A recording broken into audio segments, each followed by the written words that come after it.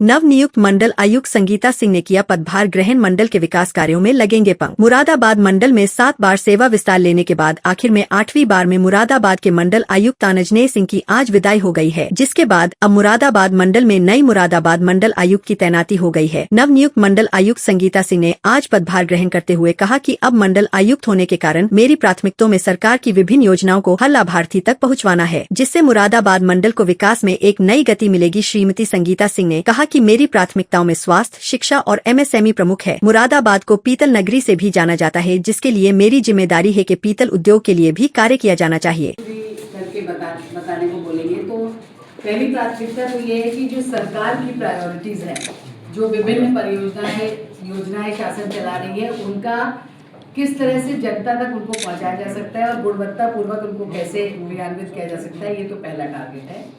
दूसरा टारगेट है जो लॉ एंड ऑर्डर है उसको मेंटेन करना और जो सामाजिक समरसता है उसको मेंटेन करना। तीसरी और सबसे इम्पोर्टेंट मुझे लगता है कि क्योंकि हम सब पब्लिक सर्वेंट्स हैं, हमारा दायित्व है कि हम जनता के काम आए और जनता के लिए ही हम इस कुर्सी पर हैं। तो दूसरा दायित्व जो है वो है जो पब्लिक से रिलेटेड एम्यूनिटीज़ हैं, समस्याएं हैं, जो योजनाएं हैं, उनको किस तरह बेहतर क्रियान्वित करके जनता को उसका मैक्सिमम लाभ दिला सकते हैं। तो वो डिफरेंट फील्ड्स में हो सकती है। एजुकेशन एक हो सकता है, हेल्थ एक हो सकता है, कृषि एक हो सकती है। पिछले मंडल से इस मंडल में कुछ नई चीज़ें होंगी, कुछ पुरानी कंटिन्यू कर रही होंगी, जो प्रायोरिटीज होंगी। तो अब जैसे जैसे समय बीतेगा वैसे वैसे मैं प्रायोरिटी सेटअप करूंगी। लेकिन फिलहाल यही है कि जो जनता का जो भी काम है वो गुणवत्तापूर्वक निस्तारण, जो जनता की समस्याएं हैं उनको समय से गुणवत्तापूर्वक उनको डिसाइड करना, और कुछ अच्छे इनिशिएटिव्स मैं पिछले मंडल में लेकर आई थी ईश्वर की कृपा से। उन इनिशिएटिव्स को कोशिश करूंगी कि वो यहाँ भी कंटिन्यू रहे, क्योंकि जिस तरह से आप लोग कल से मैं देख रही हूँ कि बहुत ज़्यादा खुशी सम्मान लोग को फ़ोन आ रहे हैं और लोग इस तरह से रिएक्ट कर रहे हैं। तो एक तो जो ये जिसको कहते हैं एक्सपेक्टेशन का जो भार है जो आप लोग ने बढ़ा दिया कंधे पर मेरे, उस एक्सपेक्टेशन के भार को मैं भरसक पूरा करने का कोशिश करूंगी। और कुछ एक अच्छी स्कीम्स वहाँ पे हम लोग लेके आए थे। एक HPV वैक्सीनेशन जो कि मैंने मंडल में उस समय भी शुरू करा दिया था, जो कि जबकि शासन की स्कीम नहीं लागू हुई थी, तो उसको मैं थोड़ा सा कंटिन्यू करके मॉनिटर करने की कोशिश करूंगी, क्योंकि मेरे लिए विमेन हेल्थ और विमेन इश्यूज प्रायोरिटी पे होते हैं। तो वो क्योंकि एक ऐसी वैक्सीन है जो कि महिलाओं के आगे जीवन दान देने का काम करेगी, तो एक उसके ऊपर। दूसरा एक मैंने रेवेन्यू में एक इनिशिएटिव शुरू किया था, जिसको मैंने वहाँ नाम दिया था Shriji, state revenue resolution initiative for good governance, sorry smart revenue resolution initiative for good governance. उसको जानबूझ के एक्रोनिम ऐसा बनाया था कि उसका शॉर्ट फॉर्म श्रीजी आ जाए, बिकॉज वो क्षेत्र था। तो उसके क्रम में हम लोग हर ट्यूसडे को एक जनपद की सारी तहसीलों से प्रेस कॉन्फ्रेंस VC के माध्यम से जुड़ते थे, और वो अपने 5 या 6 जितने भी ज़्यादा है उस प्रकार के प्रकरणों को मेरे सामने प्रेजेंटेशन के माध्यम से प्रस्तुत करते थे, और हम लोग उस पर विचार करके उसका एक कॉमन सोल्यूशन पाने की कोशिश करते थे। तो ये बड़ा सेटिस्फाइंग एक्सपीरियंस रहा। पिछले 2 महीने से वहाँ प्रारंभ किया था, उससे काफ़ी हद तक जनता के बीच में लोगों का जाकर, क्योंकि वो एक लाजमी था कि वहाँ जाके आदमी उसको कुछ करेगा, तो इस वजह से ज़रूरी था कि वो मतलब मुझे उनको देना था, बताना था। तो वो काफ़ी सारे मसले हल हो गए। तो एक वो था। तीसरा जो इनिशिएटिव शुरू किया था वो था जो हमारे सैम और मैम बच्चे होते हैं, जो हमारे सिवियरली मैलनरिश्ड बच्चे होते हैं, तो वो उनको हम लोगों ने जो CSR के माध्यम से एक आपके रामपुर में इनिशिएटिव एक बार शुरू हुआ था, एक रामपुर की एक संस्था है, उसके माध्यम से पोषण किट बढ़ती थी।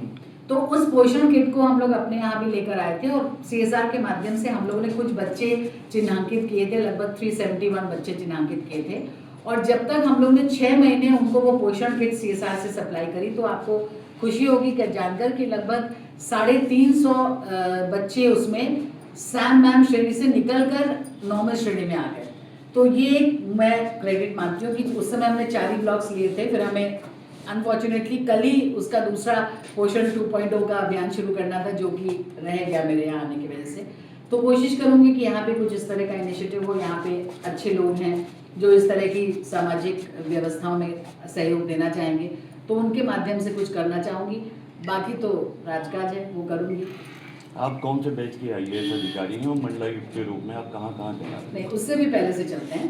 मैं 1994 बैच की PCS अधिकारी हूँ। 2015 में मुझे IAS में इंडक्ट किया गया। 2009 बैच मुझे मिला, क्योंकि 2015 से 7 साल पहले वो मिलता है। तो 2009 की बैच की मैं IAS अधिकारी हूँ। अभी तक विभिन्न रूप में मैं काम कर चुकी हूँ। अगर दो तीन नाम जो कि इम्पोर्टेंट माने जाते हैं तो मैं जिलाधिकारी सुल्तानपुर थी, और फिर एक लंबे समय तक मैं CEO आयुष्मान भारत प्रधानमंत्री जो योजना है उसको मैंने देखा, और वो योजना 2018 में मैंने ही प्रारंभ कराई और उसको एक अच्छे लेवल तक लाने में थोड़ी सी कोशिश करके लाया गया। तो वो ये 2-3 क्रेडिबिलिटी हैं। बाकी तो अलग अलग जगह पर प्राधिकरणों में और अलग अलग स्वरूप में काम किया मैंने। मंडलायुक्त के रूप में मुरादाबाद से पहले आप कहाँ तैनात थे? अलीगढ़। मुरादाबाद मंडल की जनता से क्या अपील करना चाहेंगे? सबसे पहले तो क्योंकि अच्छे समय पर आई हूँ, सावन चल रहा है, आज रक्षाबंधन आने वाला है और कल मिलादुन नबी का पावन पर्व है। तो सबसे पहले तो जनपद वासियों को, मंडल वासियों को मिलादुन नबी की मेरी तरफ से बहुत बहुत शुभकामनाएं। ये समरसता का पर्व है, ये सब आपसी सौहार्द के पर्व हैं। तो मेरी तो यही कामना है और आपसे अपेक्षा है कि इसको मिलजुल कर हम लोग खुशी से मनाएं, और एक जो सामंजस्य की जो स्थिति होती है उसको बनाकर रखें। जिस तरह से मुरादाबाद इस समय पीक पर है, अच्छा काम करने में, अच्छे सोशल एंटरप्राइजेज में, अच्छे लोगों के सामने आने में, और एक उस तरह से इसको कंटिन्यू रखें, उस तरह से इसको आगे बढ़ाएं, यही कहना है। Thank you. पहले तो मेरा सबको बहुत नमस्कार। प्राथमिकताओं में सबसे पहली प्राथमिकता जो सरकार की विभिन्न योजनाएं चल रही हैं उनको गुणवत्तापूर्वक ढंग से जनता तक पहुंचाना और उसका समाधान करना, पहली प्राथमिकता तो ये है। जो डिफरेंट डिपार्टमेंट्स हैं, जैसे शिक्षा है, स्वास्थ्य है, कृषि है, आपके यहाँ MSME है, इंडस्ट्री है, उसमें गैप देखकर और ये देखना कि हम कितना आगे उसको बढ़ा सकते हैं। जैसे आपके यहाँ पीतल नगरी है, मुरादाबाद हमारी पीतल नगरी है, तो उसमें जो गैप्स हैं, जो उद्योगपति हैं, उद्योग छोटे लगे हुए हैं, उनमें क्या गैप्स हैं, उनको क्या दिक्कत है, उसको चिन्हांकित करके उनके रेजोल्यूशन हम किस तरह से कर सकते हैं, वो एक तो इम्पोर्टेंट बात ये है। दूसरा, लॉ एंड ऑर्डर का मेंटेनेंस और सामाजिक समरसता को बनाकर रखना, ये दूसरी प्राथमिकता है। जो सबसे इंपॉर्टेंट प्राथमिकता मेरे विचार से है वो ये है कि मैं अपनी टीम को बिल्ड करूं, क्योंकि मुझे ऐसा लगता है कि टीम का मतलब सिर्फ ये नहीं है कि आपको एक साथ पोस्ट कर दिया गया तो इस वजह से आप टीम हो गए। टीम आपकी वो होती है जो आपके पीछे हर परिस्थिति में खड़ी रहे और आप एक दूसरे को सपोर्ट करते हुए आगे बढ़ के ले जाए और एक साथ आप काम करें। आप एक ही पेज पर हो हर परिस्थिति में। जरूरी नहीं कि आप सामंजस्य करें, जरूरी नहीं कि आप अग्री करें एक दूसरे से, मगर जो भी हो आप एक पेज पर हो और अंत में जो निष्कर्ष निकले वो एक जैसा हो। तो टीम बिल्डिंग मेरा प्राथमिकता रहेगी। मैं जहां भी रही हूं, अभी पिछले मंडल में भी बहुत अच्छी टीम थी मेरी। मैं उनकी शुक्रगुजार हूं कि जो भी छोटा बहुत मैं कर पाई वहां, वो उन्हीं के सहयोग से और उन्हीं के प्रेरणा से हो पाया। यहाँ पर भी टीम बहुत अच्छी है। मैं कोशिश करूंगी कि उनको प्रॉपर लीडरशिप प्रोवाइड करूं, क्योंकि ये विचार है मेरा कि कमिश्नर का मतलब लीडरशिप प्रोवाइड करना है, उनके जो दिक्कतें हैं उसको रिजॉल्व करना है, उनके सहयोग में खड़ा रहना है। उनके मन में एक भाव ये होना चाहिए कि कोई दिक्कत होगी तो कोई है जो हमारी बात संभाल लेगा, कोई एक बड़ा है, एक मेंटोर है जो कि हमें प्रॉपर गाइडेंस प्रोवाइड करेगा। तो उसी विचार से कमिश्नर का जो मूल स्वरूप होता है उसको मैं आगे लेके जाना चाहती हूँ। बाकी जनता की प्राथमिकताओं पर गौर करते हुए उनकी समस्याओं का निराकरण समय पर और गुणवत्तापूर्वक निस्तारण के रूप में करना, ये प्राथमिकता है। सबसे बड़ा चैलेंज क्या रहेगा?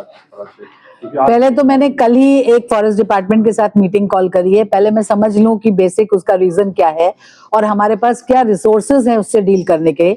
उसके बाद धीरे धीरे कोई कार्य योजना बनाएंगे, क्योंकि जाहिर सी बात है कि कोई तो ऐसा मैटर है जिसकी वजह से वो हमारी टेरिटरी में आ रहे हैं। अब वो हमारी में आ रहे हैं या हम उनके में घुस गए, ये भी एक प्रश्न है सोचने का। तो कैसे उसको हम लोग अवॉइड कर सकते हैं कि नेचुरल रिसोर्सेज को भी मेंटेन करके रखा जाए और हमारे जो लोग हैं जन सामान्य उनको भी हम सेफ रख सकें, वो विचार करें। पीतल नगरी में आप आई हैं तो पीतल नगरी में क्या करेंगे?